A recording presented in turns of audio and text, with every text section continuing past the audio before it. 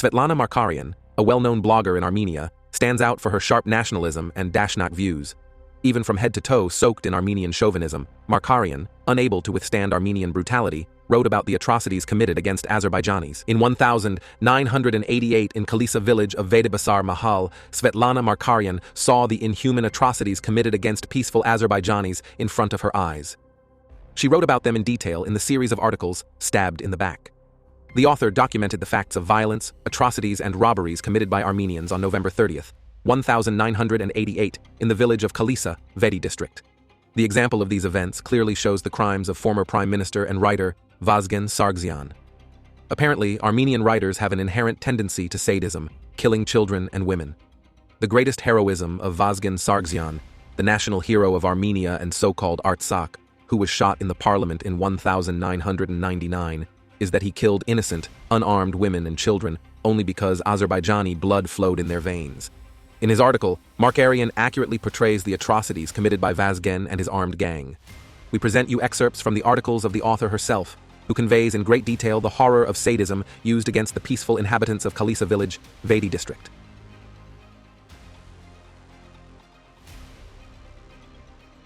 Screams, violence, cries, and calls for help were heard from all sides. Members of the Karabakh Committee of Ararat district took away gold and money from Azerbaijanis, checked their pockets, and then forced them to get into trucks, and those who did not give it were beaten and kicked.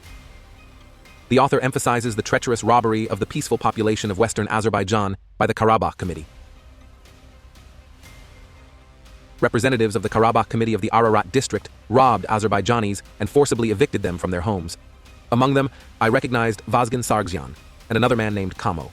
The true heroism of Vazgen Sargsyan, the national hero of Armenia and fictitious Karabakh, who committed war crimes together with Kocharian and Serge Sargsyan, is clearly seen in these memoirs. Vazgen quickly entered the houses, giving instructions to the Armenian guys who broke into the houses of Azerbaijanis and searched them. He had a large sack in his hand and was shouting for the looted gold and money to be handed over to him. The author, horrified by the violence used by Armenian bandit groups against women, wrote, "Women, members of the Artashat Committee, tore earrings from the ears of Azerbaijani women, took away their rings, threatened to cut off their fingers with a knife. Our Armenian guys forcibly took Azerbaijanis out of their homes, emptied their pockets, and led them to the trucks, forcing them into the back. I and a few Armenian refugee women stood in front of the house next to the truck and watched this horrible scene." A true Armenian nationalist, blogger Svetlana Markarian writes bitterly about the atrocities committed by her compatriots. Suddenly, amidst all this crying, noise, and frantic shrieking, there was a scream full of horror and fear. Armenian guys grabbed the hands of a 75-year-old woman and dragged her to the car. She was sobbing with all her might, as if asking for help from heaven. She was screaming loudly and saying in Armenian, "I will not go. I will not go anywhere. I will not leave my ancestral home. Kill me here. I'm not leaving." When this old woman resisted not to get into the truck, Kamo went up to her and hit her on the head with a wooden cane, so that she fell at his feet, and started kicking her hard in the stomach and chest. We just froze. I heard my cousin standing next to me whisper, "Oh my God, what are they doing?" Kamo continued to throw punches. Her whole face was covered in blood, and she was breathing heavily. Then the Azerbaijani men, who had been beaten unconscious, lifted her into the back of the car. Here, the author, with a sense of compassion, conveys details of one of the crimes committed in 1988 by Armenian gangs against peaceful Azerbaijanis in all districts and villages of western Azerbaijan, which were skillfully concealed and obviously not noticed by the center, Moscow. Before I woke up from this horror, 3 Azerbaijani girls came up to me. One of them was 8 or 9 months pregnant. They begged me, "Sister, she is pregnant. Please help me lift her into the back of the truck so she won't be beaten." I walked with them to the truck. While they were trying to lift her into the back of the truck, 2 Armenians pulled her back down and she collapsed to the ground. As soon as I took a step to help the pregnant woman, one of the Ararat committee members pushed me away and punched me in the arm. In a second, this young pregnant woman was at the feet of the brutalized Armenian guys.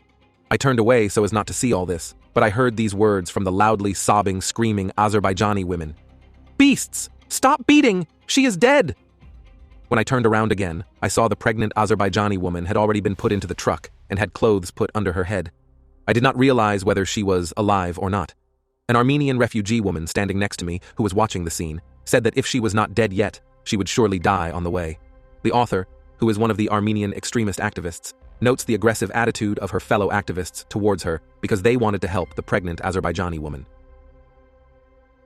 The day after the incident, a member of the Karabakh committee, Sedrak, and several aggressive women who had come to rob Khalisa surrounded me in the theater square of Artashat. They asked me why I helped a pregnant Azerbaijani woman yesterday and demanded an answer. Why did you help her? Answer. Even Svetlana Markarian, who suffers from the disease of chauvinism and national discrimination, condemns these Armenian atrocities and merciless attitude, presenting them with bitter memories, she confesses. From that day on, I became an unreliable person for the committee members. Despite the fact that many years have passed since the torture and looting of Azerbaijanis in Khalisa, the atrocities that took place there appear and disappear before my eyes, and the hero of Khalisa, Sedrak, is currently working in a high position in Artashat. I wonder if what he did in Khalisa appears before his eyes, and if so, what feelings does he have? After all, he is the head of the Social Protection Department of Artashat District, and every day he meets with elderly people and pregnant women. The terrible events that took place in Khalisa village of Vedibasar Mahal in 1988 were repeated in one form or another in all districts where Azerbaijanis lived. Armenians expelled about 300,000 Azerbaijanis from their native lands in a few months. They mercilessly plundered, brutally killed, and used various atrocities against them. Had there been no record of an Armenian blogger who witnessed these incidents, the events in Khalisa would have remained secret. These records with confessions are an important tool for exposing the crimes committed against Western Azerbaijanis. The materials of this story were submitted to the Chronicle of Western Azerbaijan by researcher Binit Asker,